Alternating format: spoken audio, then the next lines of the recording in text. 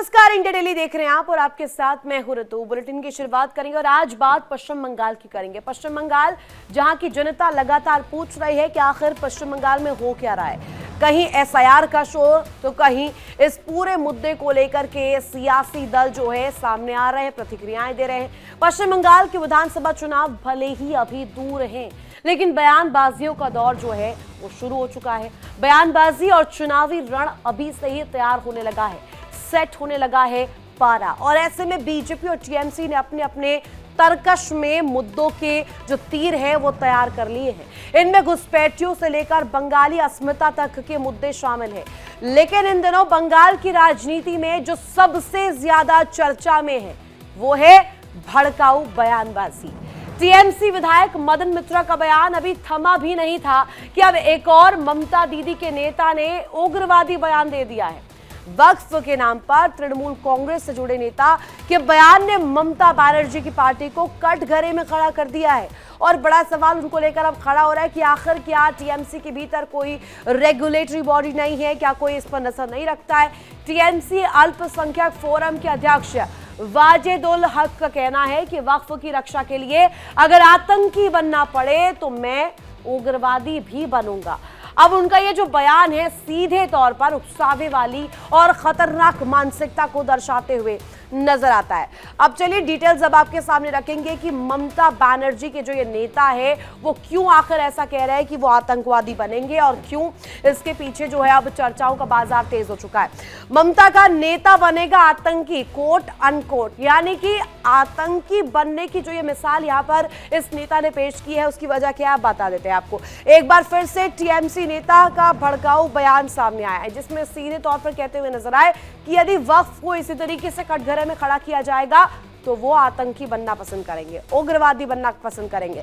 वक्फ के नाम पर टीएमसी नेता वाजिद उल हक का ये जो बयान है इसने सियासी हलकों में चर्चाओं का बाजार जो है वो खोल दिया है और वक्फ के लिए हथियार उठाएंगे वाजिद उल हक। वो कह रहे हैं स्पष्ट तौर पर कि आतंकवादी बनना पड़े वो भी बनेंगे, वक्फ की रक्षा के लिए आतंकी बनना पड़े तो मैं बनूंगा।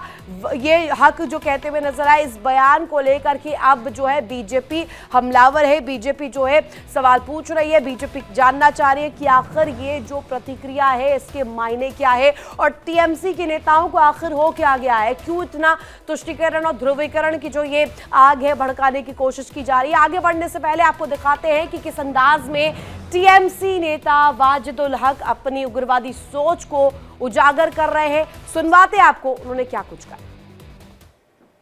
রক্তবিন্দু পর্যন্ত রক্ত থাকবে ইনশাআল্লাহ কিয়ামত পর্যন্ত ওয়াকফ থাকবে, ওয়াকফকে আমরা কেড়ে নিতে দেব না। আমরা লড়াই করব, আমরা শান্তিপ্রিয় লড়াই করতে যাই। যদি মনে করেন জঙ্গি হতে হবে আমরা জঙ্গি হয়েও লড়াই করে দেখিয়ে দেবো, আমাদের হককে ছিনিয়ে নিতে দেব না। तो तृणमूल कांग्रेस पर उग्र बयानबाजी को लेकर सवाल कोई नए नहीं है। इससे पहले भी पार्टी के कई नेताओं ने बयानबाजियों का जो दौर है वो शुरू किया था। टीएमसी के लिए असहज स्थिति पैदा करते हुए कभी अनुशासन के नाम पर तो कभी अन्य चीजों के नाम पर। एसआईआर की आपने स्थिति देखी होगी, वहां पर एसआईआर को लेकर कैसे चर्चाओं का बाजार तेज था। वहां पर भी कहा गया कि जानबूझकर चुनाव से पहले ये मुद्दा जो है केंद्र सरकार ला रही है।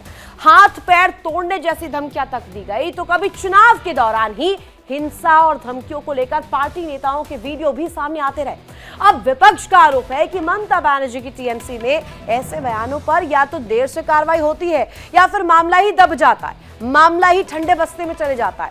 यही वजह है कि अब वक्फ को लेकर वाजिद उल हक के कथित बयान को इसी कड़ी में देखा जा रहा है जहां उग्र भाषा का इस्तेमाल कर माहौल को भड़काने की कोशिश की जा रही है। चलिए अब डिटेल्स आपके सामने रखते हैं। भड़काऊ बयान में किस तरीके से टीएमसी के जो नेता है वो माहिर है, डिटेल्स अब आपके सामने रखते हैं। यहां पर देखिए पहले भी कई दफा ये बयानबाजियों का जो दौर है वो शुरू हो चुका है। टीएमसी नेताओं के भड़काऊ बयान कोई नई बात नहीं है, पहली बार नहीं हो रहा है, इससे पहले कई दफा हमने देखा है। हुमायूं कबीर को याद कीजिए, मदन मित्रा को आप याद कीजिए और इसके बाद अब कल ही तो ये तस्वीर सामने आई थी जहां किस तरीके से कृष्ण मंदिर को लेकर के तस्वीर सामने आई। ममता के करीबी मदन मित्रा ने विवादित शर्मनाक बयान दिया था। विवादित बयान में किस तरीके से उन्होंने अपनी बात रखी थी और कहा था कि भगवान भगवान राम को सीधे सीधे मुस्लिम तक करार दिया था, कहा था कि भगवान राम तो मुस्लिम है, वो मुसलमान तबके से आते हैं। टीएमसी नेता कृष्णदास ने विवादित बयान दिया था। उन्होंने क्या कहा था वो आपको बताते हैं। कृष्णदास ने कहा था, जिसमें वो विवादित बोल कहते हुए, विवादित बयान देते हुए कहते हुए नजर आए थे कि पाकिस्तान और बांग्लादेश हमारे भाई जैसे हैं। ये वही जो दो देश है जिनके लिए तस्वीर जो है अभी दुश्मन भरी स्थिति से देखा जाता है, दुश्मन की निगाहों से देखा जाता है, और उनके लिए कहते हुए नजर आए ये कि पाकिस्तान और बांग्लादेश दोनों ही भाई जैसे हैं।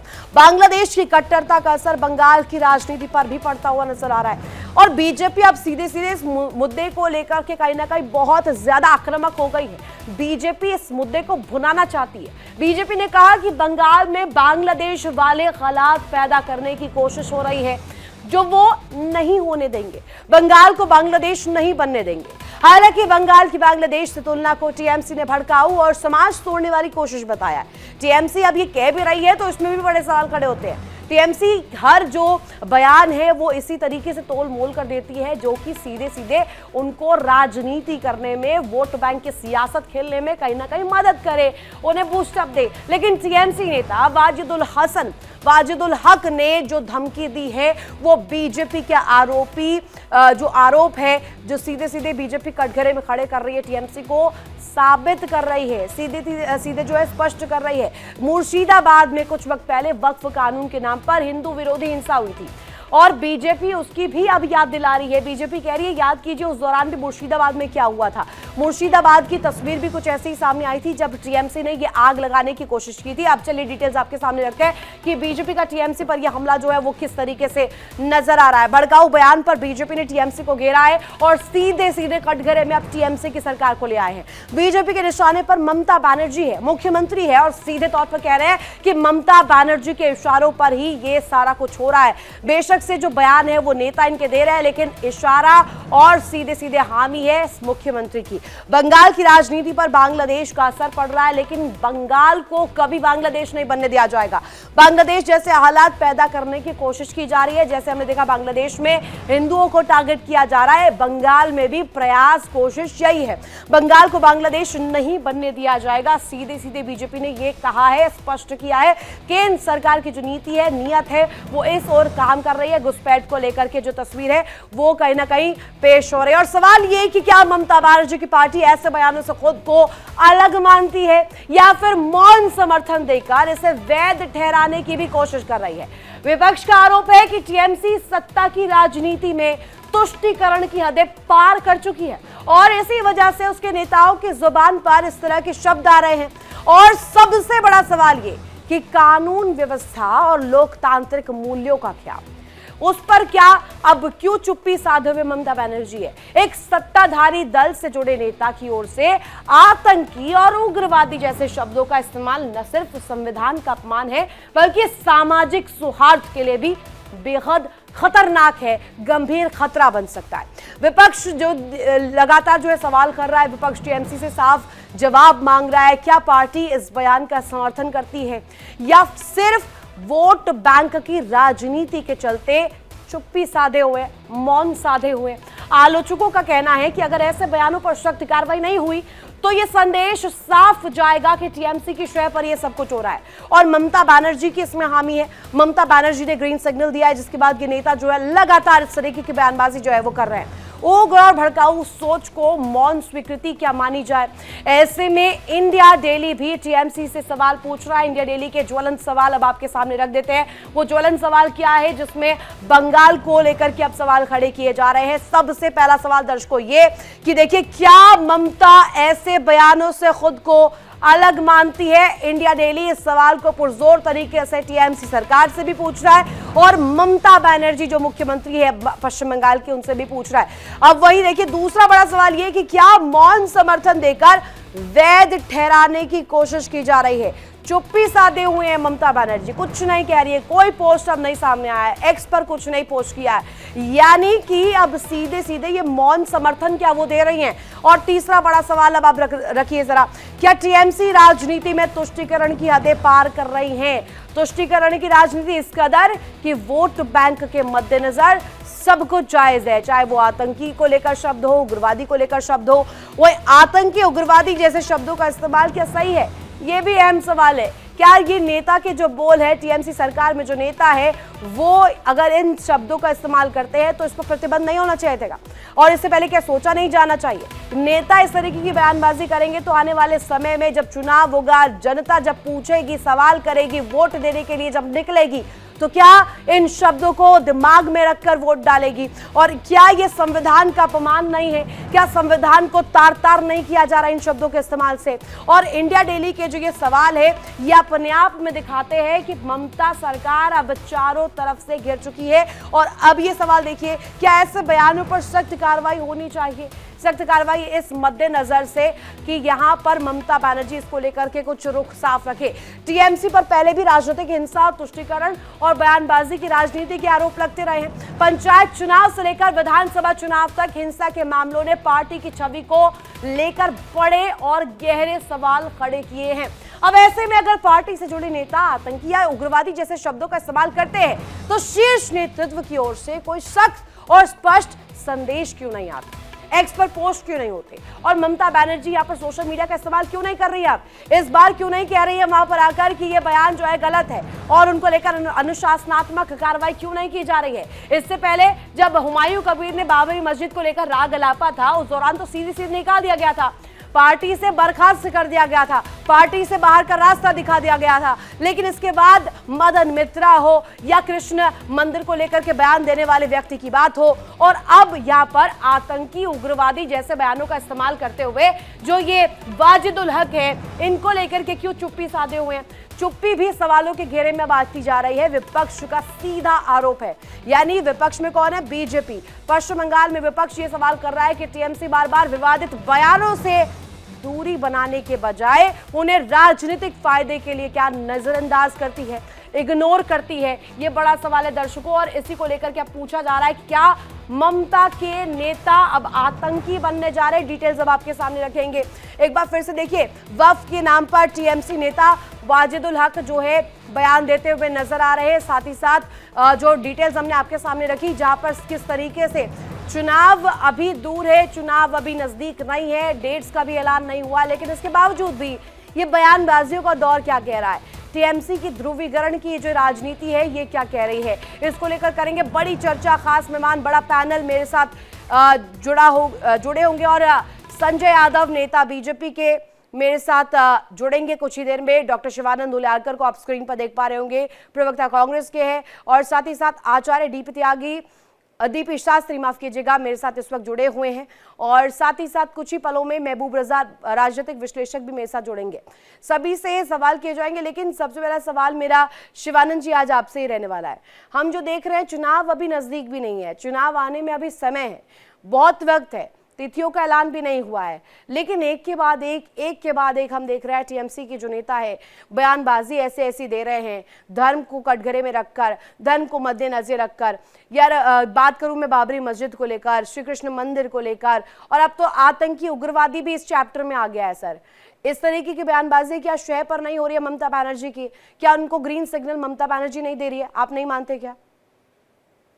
वेरी गुड मॉर्निंग रितु जी और पूरा पैनल को नमस्कार। देखिए, जिस तरह से भाषा मर्यादित होना चाहिए, अगर उन्होंने कुछ गलत किया तो उनके ऊपर ममता बनर्जी ने एक्शन लेना चाहिए।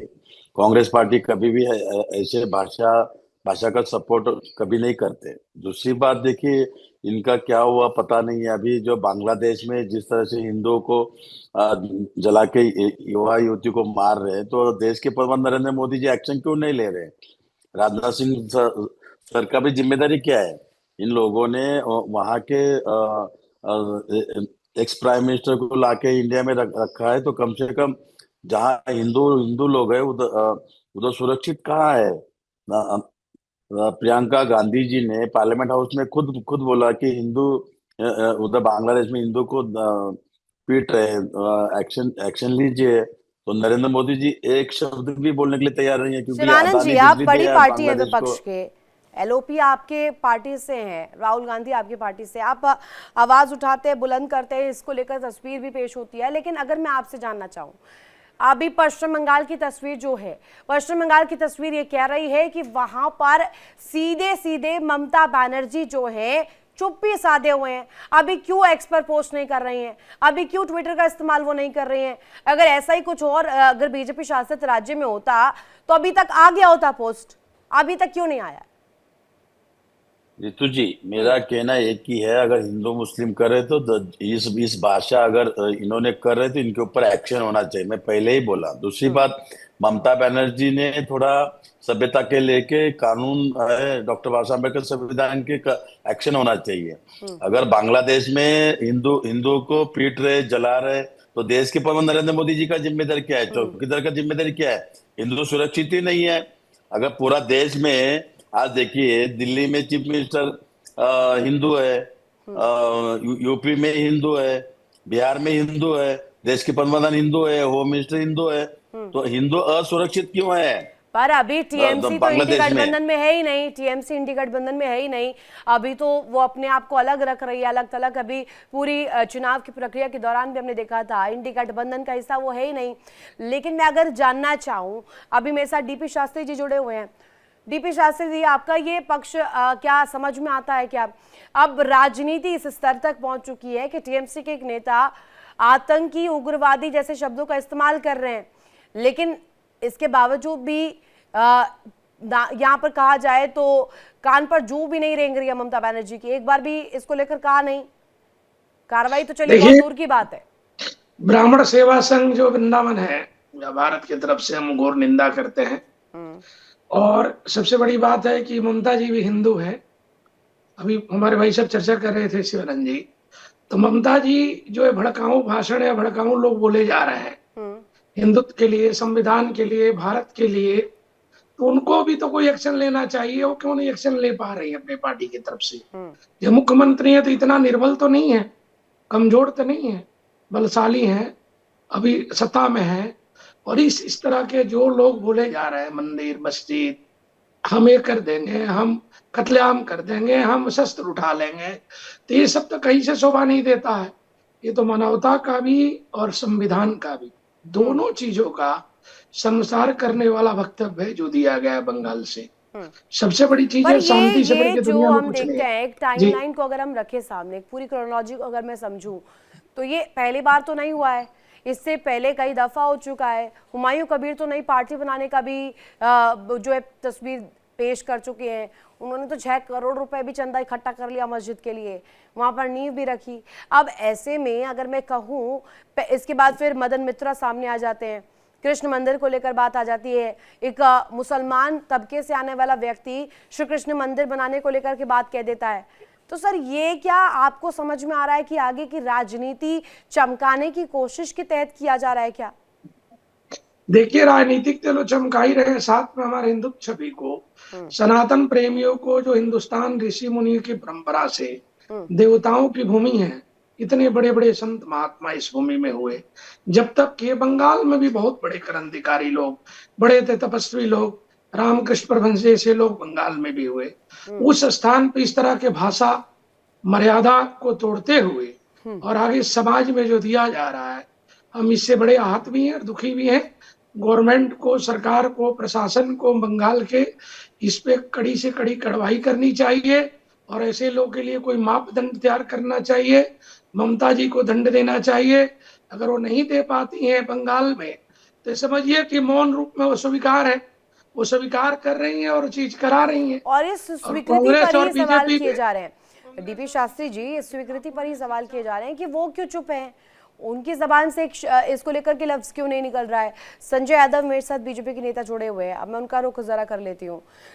संजय यादव जी, पश्चिम बंगाल में आप विपक्षी पार्टी का जो है कहे तो भूमिका निभा रहे हैं, वहां पर आप सवाल कर रहे हैं ममता बनर्जी से भी, उनकी पार्टी से भी, लेकिन अब जो ये सियासत है ना, ये अब उस ओर तक आ गई है, उस छोर तक आ गई है। यहाँ पर अब आतंकी शब्द भी जायज माना जा रहा है, उग्रवादी शब्द भी जायज माना जा रहा है। जायज इस मद्देनजर क्योंकि अभी तक तो ममता बनर्जी बोली नहीं है, कार्रवाई तो चलिए बहुत दूर की बात है अभी। देखिए, पहले तो इस बयान का मैं निंदा करता हूँ और दूसरा बात रह गया ममता जी का। तो ममता जी का पार्टी में जो भी नेता है वो चाहते हैं कि इस तरह का बयानबाजी करके हम अपना वोट परसेंट को आगे बढ़ाएं।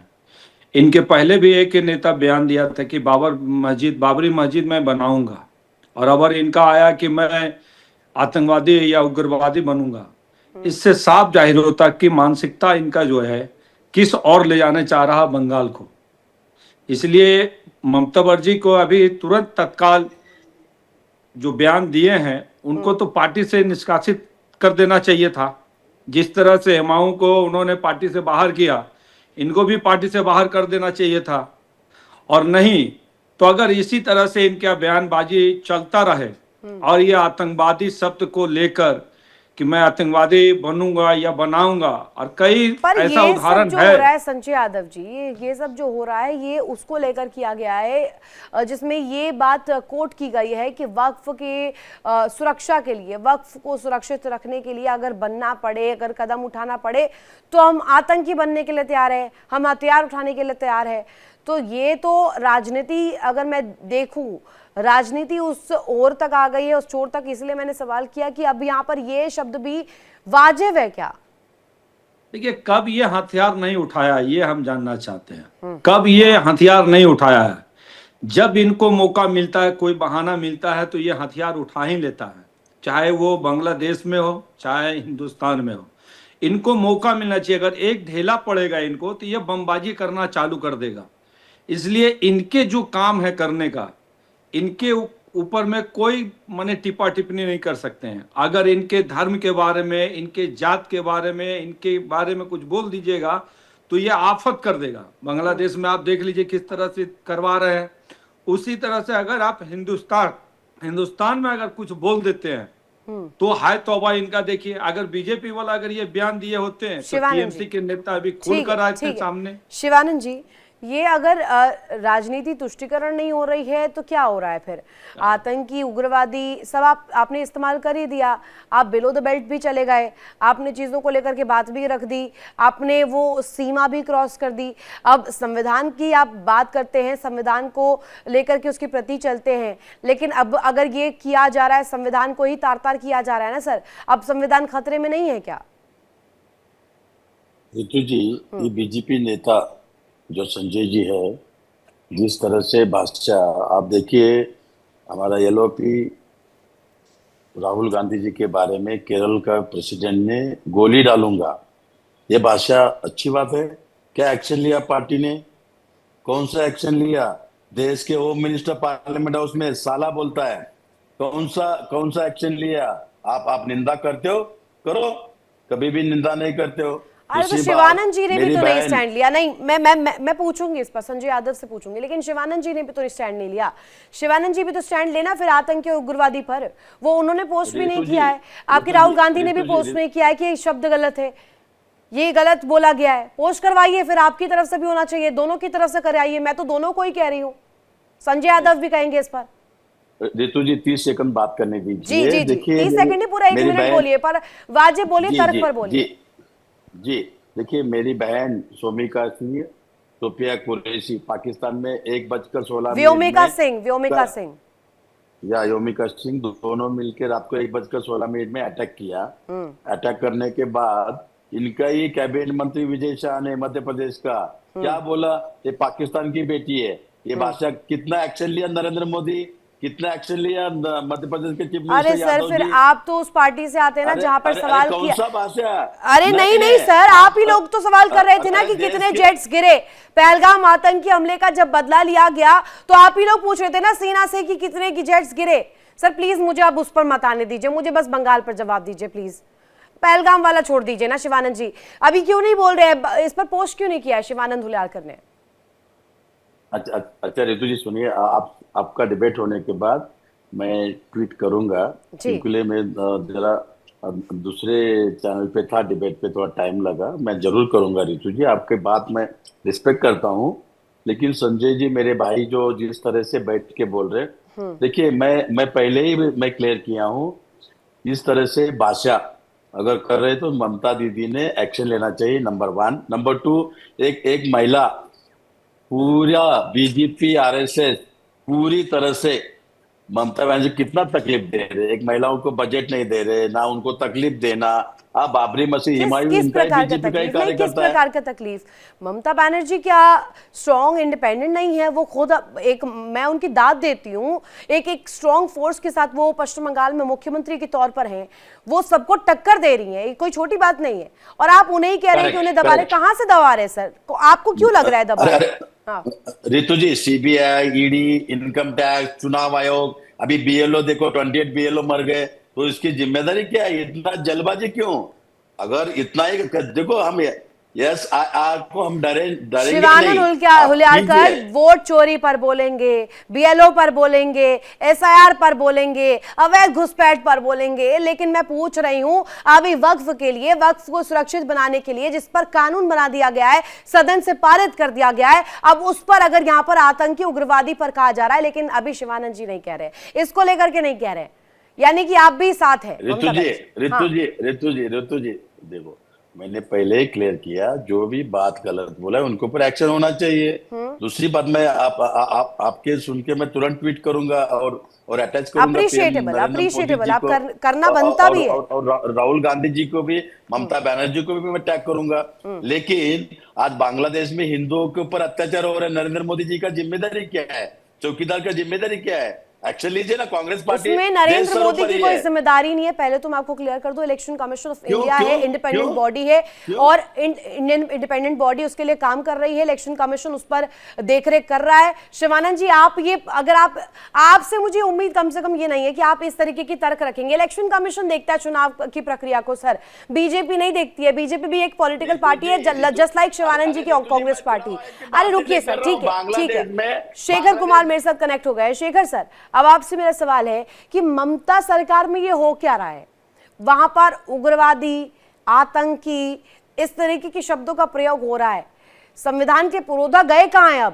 अब क्यों नहीं आ रहे हैं सामने? अब क्यों नहीं कह रहे हैं? अब क्या संविधान पर क्वेश्चन मार्क नहीं खड़ा हो रहा है? देखिए रितु जी, मैंने थोड़ा सा लेट ज्वाइन किया है, लेकिन किसी भी चीज को लेकर, किसी भी कारण को लेकर, अगर इस देश में कोई कहता है कि मुझे हथियार उठाना पड़ेगा, आतंकी बनना पड़ेगा, मैं उस चीज के सख्त खिलाफ हूं, और ये देश उस चीज के सख्त खिलाफ है जी।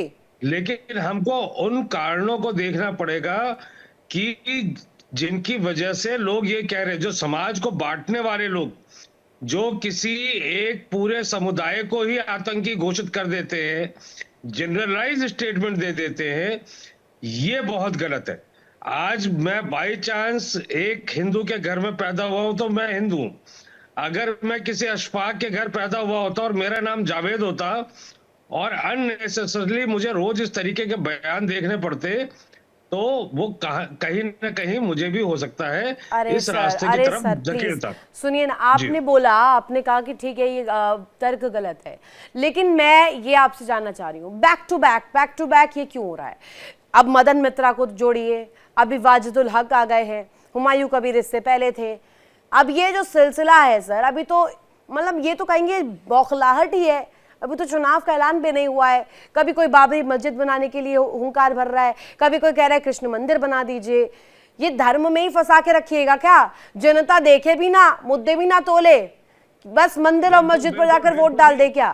तो ये आपने बिल्कुल सही कहा कि ये धर्म में ही फंसा कर जो देश के, हमारे मुल्क की जो तरक्की रुक रही है, वो सिर्फ इसीलिए क्योंकि हम हिंदू मुस्लिम मंदिर मस्जिद के चक्कर में फंसे हुए, और ये कोई नई बात नहीं है। तो कर कौन रहा है? ये टीएमसी के नेता ही तो कर रहे हैं, टीएमसी के नेता ही तो ला रहे हैं बात। टीएमसी के नेता नहीं, हाँ मैडम, आजादी से पहले जहां एक तरफ जिन्ना और दूसरी तरफ ये हिंदू महासभा और आरएसएस थी, आज वही चीज जो है, एक तरफ इस तरीके के नेता है, उधर गोडसे से लेकर प्रज्ञा ठाकुर तक लाइन लगी पड़ी है। अरे प्रज्ञा ये जो ठाकुर पर देश आगे बांटने शेखर वाले कुमार, लोग रुकिए हैं, ना।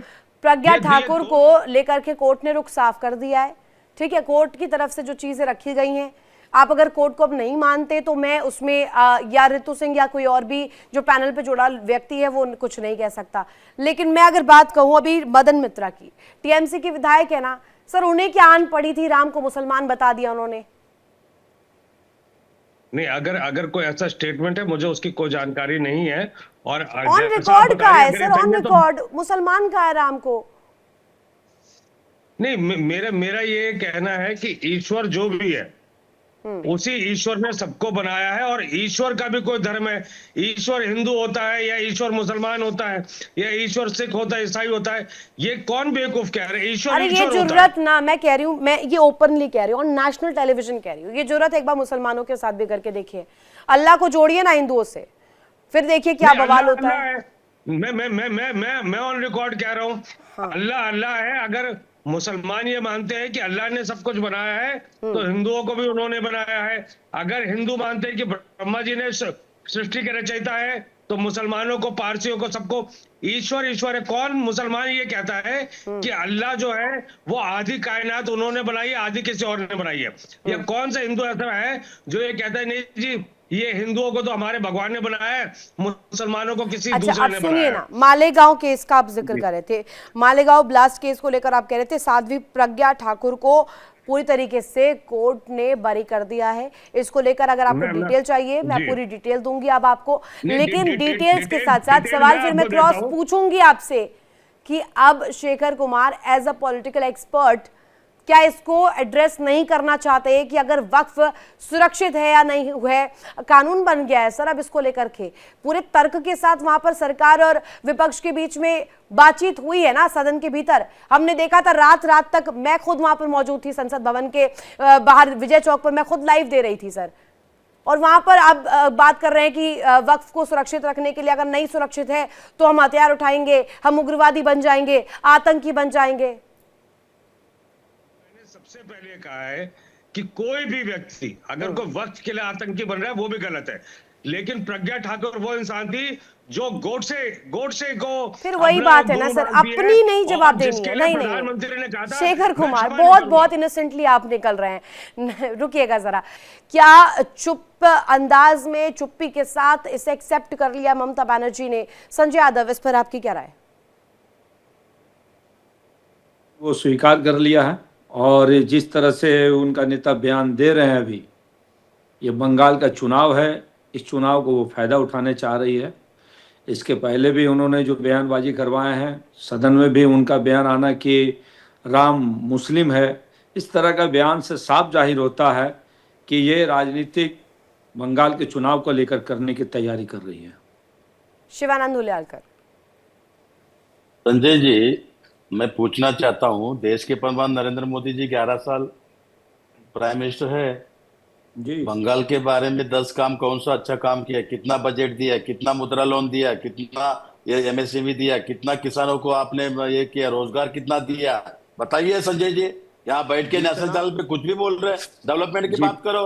ये हो गए हिंदू मुस्लिम, मस्जिद के नीचे सिविल ढूंढना, कितना दिन ढूंढना है? जितना विकास मोदी जी ने किए हैं, जितना विकास मोदी जी ने दिए, जो बजट मोदी जी ने दिए हैं, विकास किया कंगना रनौत का 70 साल में कांग्रेस नहीं दिए हैं। कौन सा विकास किया? क्या नहीं आपको दिखाई दे रहा है? बताइए आप बताओ ना आप भाई, क्या देखना चाहते हैं? देश के प्रधानमंत्री नरेंद्र मोदी जी कौन सा अच्छा काम किया? 10 काम बोलो।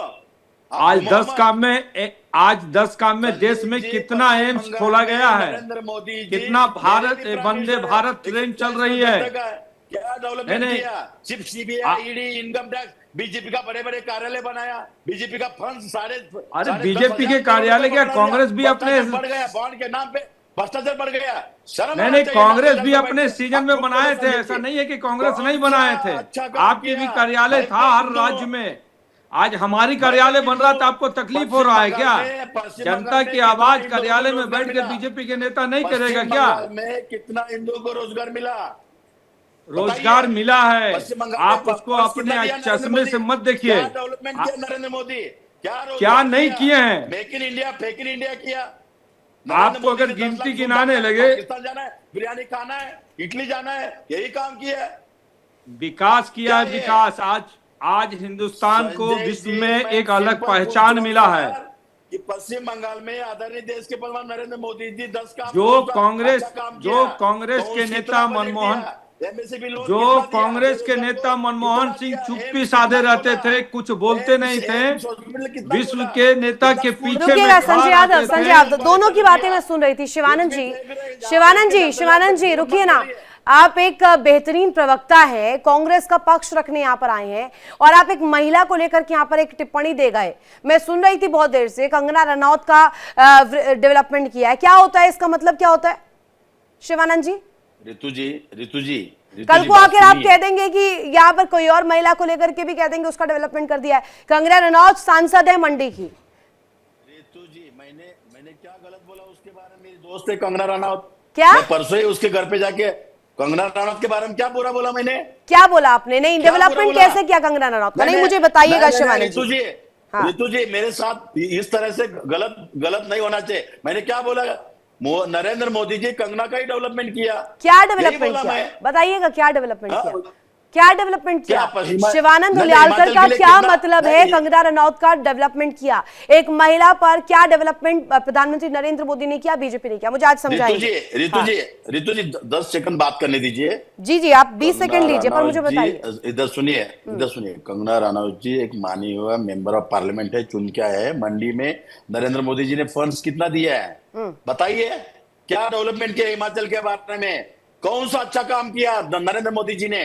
चलिए, कंगना रनौत की मैं 100% पूछना चाहता हूं। आज एक माता बहन जैसे है, उसका सुब्रमण्यम स्वामी इतना बदनाम करते हैं, कौन सा एक्शन लिया रितु जी आपने नेशनल चैनल पे? अब मेरी बात सुनिएगा शिवानंद जी, सुनिए, बोल लिए आप बहुत, मैंने आपको वक्त भी दिया, 20 सेकंड वक्त दे दिया मैंने आपको।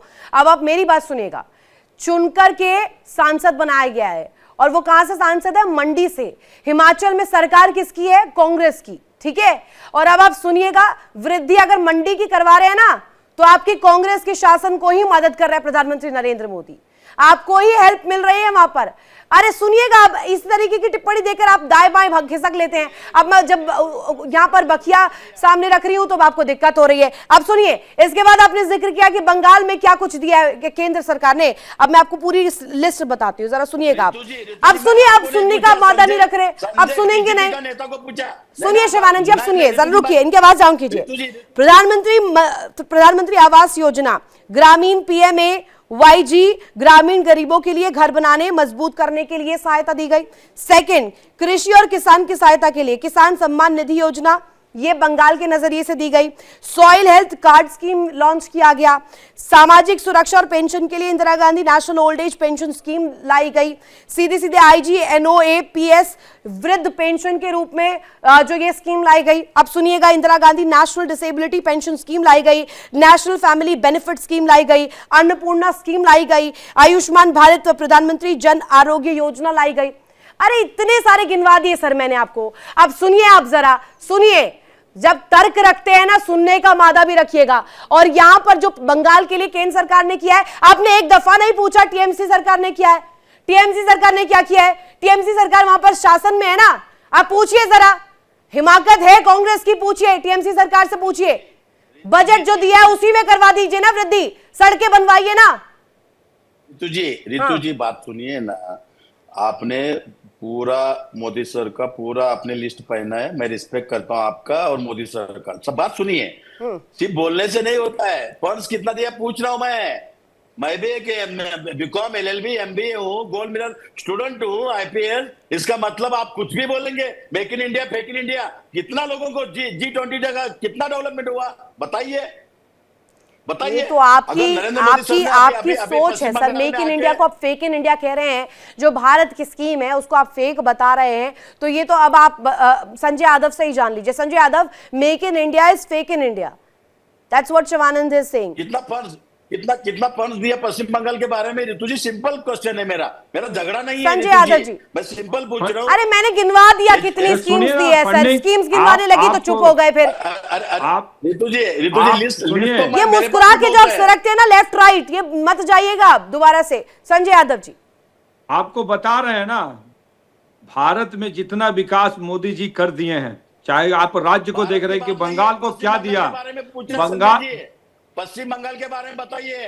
पश्चिम बंगाल में कीजिए, पश्चिम बंगाल में टीएमसी से पूछिए कि केंद्र सरकार आपको क्या सहयोग दिए हैं। टीएमसी से पूछिए कि बंगाल में आपको क्या सहयोग दिए हैं। टीएमसी के लोग बताएंगे आपको कि क्या केंद्र सरकार हमको मदद कर रही है। देश के प्रधानमंत्री नरेंद्र मोदी जी, निर्मला सीतारामन जी कितना फंड पश्चिम बंगाल के लिए दिया, बताइए। मेरे पास पूरा चिट्ठा है, आप बताइए। चलो अभी मैं बताता हूँ कितना फंड पश्चिम बंगाल के लिए। आदरणीय देश के प्रधानमंत्री मेरे भी प्राइम मिनिस्टर है, मेरे को स्वार्थ अभिमान है, 140 करोड़ जनता का अभिमान है, लेकिन पश्चिम बंगाल के लिए आदरणीय देश के प्रधानमंत्री नरेंद्र मोदी सर ने कितना फंड दिया, कितना हिंदुओं का अच्छा काम किया, कौन सा हिंदू सुरक्षित है, बताइए सर। चलो बंगाल टीएमसी क्या विकास कर दिया आज बंगाल में, बताइए आप हमको। उनका एक विकास गिनती गिना दीजिए।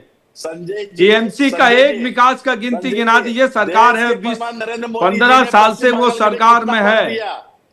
आज भी बंगाल में आपको सिंपल नहीं संजय सर सुनिए, मैं सिंपल पूछ रहा हूँ। देश के प्रधानमंत्री नरेंद्र मोदी जी, निर्मला सीतारामन जी पश्चिम बंगाल के लिए कितना फंड दिया, बताइए। चलिए कौन सा कितना फंडिंग तो दिया है, ऐसा नहीं है कि फंडिंग नहीं दिया है, हम आपको बता देंगे फंडिंग दिए हैं। वो फंडिंग ऐसा नहीं है कि फंडिंग, बजट में उनका भी पैसा मिला है, बंगाल पश्चिम बंगाल को मिला है। आप मोबाइल देख लीजिए, गूगल में मारिए, आप मोबाइल देख रहे हैं ना, गूगल में मारिए, आपको अंदाजा मिल जाएगा। अभी देखो संजय भाई, मैं बहुत रिस्पेक्ट करता हूँ, आप मेरे मित्र है, भाई है, सर सुनिए। पश्चिम बंगाल में अरे सुनिए जरा, आप शिवानंद जी सुनिए, मैंने डिटेल निकाली, रुकिए आप सुनिए। यहाँ पर केंद्र सरकार द्वारा दिए गए केंद्रीय अनुदान फंड, आप फंड जानना चाह रहे थे, आप सुनिएगा बिल्कुल। अब अभी एक शब्द मत निकालिएगा, आप सुन के फिर उसके बाद आप रिएक्ट कीजिएगा। पंचायती राज संस्थानों के लिए अनुदान कितना दिया, आप सुनिएगा। केंद्र सरकार ने 15वें वित्त आयोग के तहत पश्चिम बंगाल को 680.71 करोड़ रुपए का अनुदान जारी किया। ये आपको छोटा आंकड़ा लग रहा है, दूसरा आंकड़ा अब रख दे रही हूं। बाढ़ प्रबंधन के लिए केंद्र सहायता क्या है, 1290 करोड़ से अधिक रुपए पश्चिम बंगाल के लिए अलॉट किए हैं, सुनिएगा। इसके बाद थर्ड रखिए अब जरा, समग्र शिक्षा के मद्देनजर 2024-2025 में केंद्र सरकार द्वारा पैसा जारी किया गया, किस तरीके से किया गया उसको लेकर के अभी भी रिसर्च किया जा रहा है, जांच की जा रही है। महिला सुरक्षा के लिए जांच की जा रही है। अब सुनिए, 8,27,000 करोड़ से अधिक राशि इस नजर से दी गई है कि वहां पर केंद्र सरकार 10 वर्षों में पश्चिम बंगाल के विकास के लिए अग्रसर है। विकास के लिए 8,27,000 करोड़ ये फंड है सर। शिवानंद जी अब सुनिए, अब फंड आपने सुन लिया, अब मुझे सवाल जरा करने दीजिए। उस बंगाल की फीमेल लड़की डॉक्टर का क्या कसूर था? टीएमसी सरकार तो उन्हें सुरक्षा नहीं दे पाई, टीएमसी सरकार से आपने पूछकर पलट कर पूछा नहीं, और आप फंड पूछ रहे केंद्र सरकार क्या दे रही है। अब फंड वंड से बाहर निकलिए सर, फंड वंड अब समझ आता है, राशि दे देने से कुछ नहीं होता है, मादा होना चाहिए, कॉन्फिडेंस होना चाहिए सरकार चलाने का। डीपी शास्त्री जी कुछ कहना चाह रहे हैं, डीपी शास्त्री जी को। ये फंड के लिए शिवानंद जी बार बार कह रहे हैं, आपने बता दिया बंगाल में हिंदुओं की स्थिति क्या है, और बंगाल में जो धर्म की स्थिति सनातन के क्या है, उसके क्यों नहीं बोलना चाहते हैं कि मित्रा ऐसा नहीं बोलेंगे ना सर, मजबूरी है ना, सियासत भी तो करनी है ना, सियासत भी तो चलानी है ना, रोटियां भी तो पकनी चाहिए ना वोट्स वाली। नहीं तो ये कंफ्यूज नहीं करेंगे तो जनता जाकर वोट नहीं डाल देगी बीजेपी के नाम पर या अन्य किसी दल के नाम पर। ठीक है डीपी शास्त्री, रुकिए शेखर कुमार को रखिए आप जरा। शेखर सर मुझे समझाइएगा, अभी तो मैंने फंड्स भी दिखा दिए, इन्होंने फिर उसके बाद पूछा स्कीम्स को लेकर के, स्कीम्स भी बता दिए, लेकिन उस पश्चिम बंगाल में उस बिटिया का क्या कसूर था जो डॉक्टर थी ना पेशे से, उसका रेप हुआ, उसकी तस्वीर कैसे हुई, उसके ऊपर सवाल नहीं कर रहे हैं। अब सवाल यह है कि फंड कितने दिए जा रहे हैं। आप यह एक पॉलिटिकल एक्सपर्ट होने के नाते ये समझते हैं कि कितनी जिम्मेदारी होती है एक सरकार की एक राज्य में? देखिए ऐसा है कि यहाँ पर जो बहुत सारी बातें चल रही थी कि पहले तो जो शास्त्री जी ने कहा कि सनातन की स्थिति और हिंदुओं का हाल, एक बहुत सिंपल सा कैलकुलेशन है कि पश्चिम बंगाल में मुस्लिम वोटर्स कितने और हिंदू वोटर्स कितने हैं। अगर कोई सरकार लगातार सिर्फ मुस्लिम तुष्टीकरण करेगी तो हिंदू वोट उसको नहीं मिलेंगे, तो कैसे ममता बनर्जी चुनाव जीत रही हैं? आखिर क्यों उनको हिंदू वोट दे रहे? कहीं ना कहीं वो काम कर रही है। दूसरी बात, एक बात चली make in India, fake in India, Bharat विश्व गुरु है। ऑपरेशन सिंदूर में कितने देश हमारे साथ खड़े थे, और वहां पर क्या हमारा कोई भी पड़ोसी देश, चाहे नेपाल, बांग्लादेश, श्रीलंका भी हमारे साथ खड़ा था क्या? तो ये तो विश्व में जो परचम फहरा रहा है। मेक इन इंडिया में आरएसएस को बैन करने वाले सरदार पटेल की जो सबसे बड़ी मूर्ति बनी, उसमें चाइना का कितना सामान है। आज आपके घरों में जो कंघी भी आप इस्तेमाल करते हैं वो भी चाइना से बनकर आ रही है। तो आपका मेक इन इंडिया कहां तक पहुंचा है? वो सिर्फ नारा ही रह गया है या क्या रह गया? मेरा ये कहना है कि पश्चिम बंगाल में लगातार अगर ममता बनर्जी चुनाव जीतती आई हैं अब तक, तो जरूर वहां पे कहीं ना कहीं उन्होंने डेवलपमेंट का अच्छा काम किया है।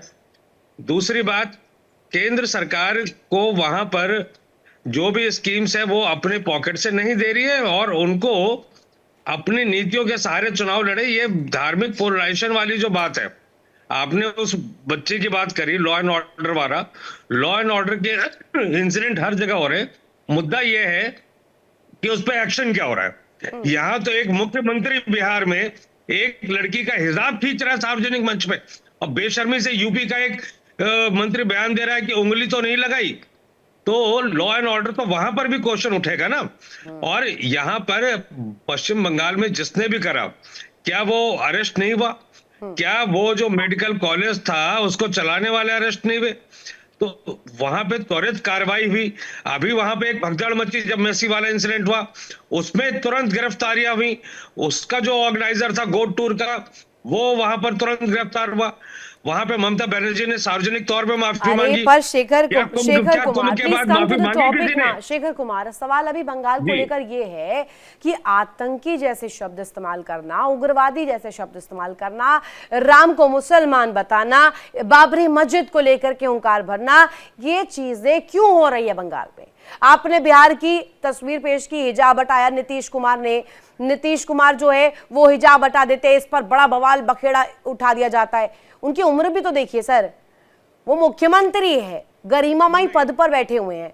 अगर वो इस तरीके से कुछ कर रहे हैं, सोच समझ कर ही क्या होगा ना, इतने बेवकूफ तो वो है नहीं। देखिए, हिजाब हटा देने से एक पिता की भ्रांति, अगर उन्होंने हटा करके ये रिक्वेस्ट करी कि वहां पर तस्वीर आ जाए उस महिला की, देखा तो जाए, दुनिया देखे महिला सशक्तिकरण की ओर कैसे बढ़ रहा है, तस्वीर उसकी आ जाए, एक फोटोग्राफ आ जाए, इससे क्यों दिक्कत हो जा रही है?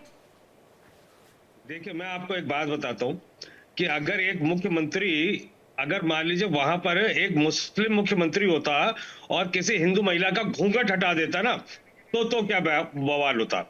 और यहाँ पर मुद्दा ये है कि उसको लोग डिफेंड कर रहे हैं। सर यही तो तुष्टीकरण है, यही तो तुष्टीकरण है। अरे सवाल आप समझते नहीं, आप पहले बोलने लग गए। शेखर जी, मैंने यही तो पूछा कि इसे तुष्टीकरण के नजरियात से देख ही क्यों रहे हैं? आप देखिए कि पिता दाखिल जो व्यक्ति है उसने हिजाब हटाया, उसने हटाया कि ये तस्वीर आ जाए उसकी, आपको इसमें भी बवाल करना है। घूंघट भी हटाते तो मैं इसी तरीके से बोल रही होती। अगर घूंघट हटाया, अशोक गहलोत ने बयान दिया ना, मैं उनका समर्थन करती हूँ, अशोक गहलोत का, खुले मंच से। उन्होंने कहा कि घूंघट हटाकर असल पहचान पता होनी चाहिए। मैं आपको बता रहा हूँ कि ऐसे अगर कोई भी मुख्यमंत्री किसी भी लड़की का हिजाब खींचने लग जाए, और वो भी सार्वजनिक मंच से। अरे सुनिए ना सर, मैं अभी यहाँ पे एंकरिंग कर रही हूँ, सुनिए ना, मैं यहाँ पर अभी होस्ट हूँ, मैं हिंदू धर्म से आती हूँ, लेकिन अगर मैं मुसलमान भी होती ना, तो क्या मैं हिजाब पहनकर यहाँ पर बुलेटिन कर रही होती? क्या हिजाब पहनकर डिस्कशन करती? क्या एक पहचान होती है ना एक व्यक्ति की, वो पहचान थोड़ी मैं अपनी छुपा कर की बात करूंगी। शिवानंद जी, वहां पे हिजाब हटा के जाना है। रितु जी, आपने जो अभी जो बात रखा, मैं इसका पूरा समर्थन करता हूँ। दूसरी बात देखिए, पश्चिम बंगाल में जिस महिला के ऊपर, डॉक्टर के ऊपर जो रेप हुआ, उसके पूरा कॉलेज के पूरा जितने लोग हैं वो सबको अरेस्ट किया, उनको फांसी होना चाहिए जल्द से जल्द। ऐसा कभी भी घटना को कभी भी समर्थन हम करते नहीं है, हम घोर निंदा करना चाहते हैं। दूसरी बात, अगर इन्होंने टीएमसी का जो नेता अभी बौखला गया है, जिस तरह मैं पहले ही डिबेट में बोला रितु जी, कि उनके ऊपर एक्शन होना चलिए, चाहिए। दबी आवाज में उनके कम से ऊपर- कम आपने एक्सेप्ट किया कि टीएमसी के नेता बौखलाए तो जरूर है, कम से कम आपने एक्सेप्ट कर लिया है। मुझे इस बात की खुशी है, इस डिस्कशन के बाद आप समझ पाए। अरे रितु जी सुनिए, दूसरी बात मेरा इतना ही है, देश के पंतप्रधान नरेंद्र मोदी जी मेरे भी है, सबका है, 140 करोड़ जनते का है। पश्चिम बंगाल के बारे में डेवलपमेंट की बात होना चाहिए, देश सर्वोपरि है, और भारत देश पूरा अमेरिका के ऊपर नहीं है। आज नंबर 1 पे आना चाहिए, मैं उसका गर्व से बोल रहा हूँ। दूसरी बात देखिए, मैं आज ही बोल रहा हूँ, हिमायू को जो फंड्स दे रहे बीजेपी दे रहे, क्योंकि ले श्यामा प्रसाद मुखर्जी पश्चिम बंगाल से थे, वो फाइनेंस मिनिस्टर कैसे बने? मुस्लिम लीग के साथ दोस्ती नहीं था क्या? मापी वीर अरे सावरकर, सुनिए ना नथुराम शिवानंद गोडसे, जी, देखिए फिर वही आप विचारधारा अभी आपने से- इतने प्यार से एक्सेप्ट कर लिया, आपने इस चीजों को समझ लिया। मैं तो समझ रही थी कि आप पूरा टॉपिक समझ गए हैं, आप होमवर्क करके आए थे, लेकिन आपका होमवर्क फेल हो गया पहले ही। दूसरी बात आपने यहाँ पर अब एक्सेप्ट कर ली। नहीं नहीं नहीं सर, अब फिर अब इधर उधर मत जाइए। अब सुनिए, डॉक्टर परवीन का जब जिक्र होता है ना, सुनिए ना सर, अब सुनते ही नहीं है, दिक्कत तो यही है ना, नॉन स्टॉप मत बोलिए ना सर, रुकिए। डॉक्टर परवीन का जिक्र हुआ ना, डॉक्टर परवीन जिन्हें पटना में रजिस्टर करवाना था, खुद को अगर मैं कहूं उनको नियुक्ति पत्र दिया गया था, लास्ट डे तक उन्होंने खुद को जाकर वहां पर रजिस्टर नहीं कराया, वहां पर नहीं लिया चीजें, ठीक है, अभी तक उन्होंने रजिस्टर नहीं करवाया, विभागीय तरीके से वो करेंगी, ठीक है। तो पहले तो अगर उनको दिक्कत होती तो वो खुद सामने आते। अब शिवानंद हुलियारकर हो या संजय यादव हो या शेखर कुमार हो या कोई भी अन्य राजनीतिक दल से जुड़ा हुआ व्यक्ति हो, वो क्यों पुरोधा बने भाई? डॉक्टर परवीन कमजोर है क्या? डॉक्टर परवीन के पास जबान नहीं है क्या? वो अपनी बात नहीं रख सकती हैं क्या? और अगर रखती हैं तो क्या संजय यादव खड़े नहीं होंगे क्या? मैं पूछूंगी उनसे, अगर नहीं खड़े होंगे तो। संजय यादव ये समझाइएगा, यहाँ पर सारी बातें हो गई, बात बिहार की हो गई, बात कश्मीर की कर ली, बात वोट चोरी की कर ली, बात फंडिंग की कर ली, लेकिन यहाँ पर वक्फ पर एक जबान में कोई बात नहीं आ रही है। मैं जानना चाह रही हूँ कि वक्फ को सुरक्षित करने के लिए जो कानून का रूप ले चुका है, अब क्या आतंकी, उग्रवादी जैसे शब्द इस्तेमाल किए जाएंगे? और ममता बनर्जी की एक्शन क्यों नहीं ले रही है? ममता बनर्जी को एक्शन लेना चाहिए।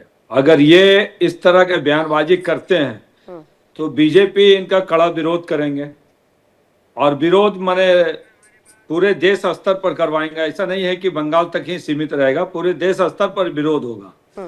और जिस तरह से वफे का पूरा कानून बन चुका है और उस कानून का पालन करना होगा। संविधान की बात करते हैं ममता जी कि संविधान खतरे में है। जब संविधान में कोई कानून को लाया जाता है तो उनको स्वीकार करना चाहिए। कांग्रेस के लोग को भी उनका समर्थन करना चाहिए। और अभी तो शिवानंद जी ने कहा है, मैं देखूंगी, जरूर देखूंगी आपका ट्विटर आज, आप क्या पोस्ट करते हैं और किसको टैग करते हैं शिवानंद जी। और साथ ही साथ शेखर कुमार, मुझे 2 लाइनों में बस बताइएगा, लास्ट रिएक्शन है क्योंकि समय मेरे पास बहुत कम है। शेखर जी, एक अगर पॉलिटिकल ऑर्डर की बात की जाती है, वहां पर बात डेमोग्राफी की भी होती है। बंगाल की बात करें, मुसलमान कितने हैं, हिंदू कितने हैं, मस्जिद कितने हैं, मंदिर कितने हैं, गुरुद्वारे कितने हैं, सर इस पर बात ही क्यों हो रही है? मुझे तो समझ में नहीं आ रहा। वक्फ कानून का रूप ले चुका है, आज की सच्चाई है, एक्सेप्ट क्यों नहीं कर रहे हैं? अब इसके लिए आतंकी भी बनेंगे, उग्रवादी भी बनेंगे। नहीं, मैं आपको जवाब देता हूँ। अभी आपने बताया कि वहां किसी नेता ने राम को मुसलमान बताया, है ना, जिस पर भाजपा को आपत्ति है।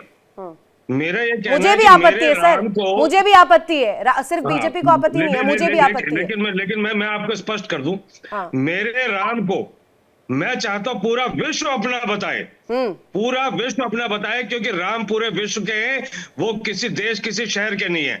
अगर कोई मुसलमान भी मेरे राम को अपना रहा है और उस पर कोई आपत्ति करेगा, इसमें अपनाने की बात नहीं हुई है, इसमें सीधे करार देने की बात हुई है। बात हुई है कि राम मुसलमान थे, राम मुसलमान थे, इसमें किसी को अपनाने की बात नहीं हो रही है। शेखर कुमार, डोंट कहते हैं ना कि वो चीजों को लेकर के बीटिंग बिहाइंड द बुश मत करिए। आप उस चीज को इस तरीके से कर रहे हैं कि टॉर्च कहां खो गया है वो आपको नहीं मिल पा रहा है, लाइट नहीं दिख पा रही है।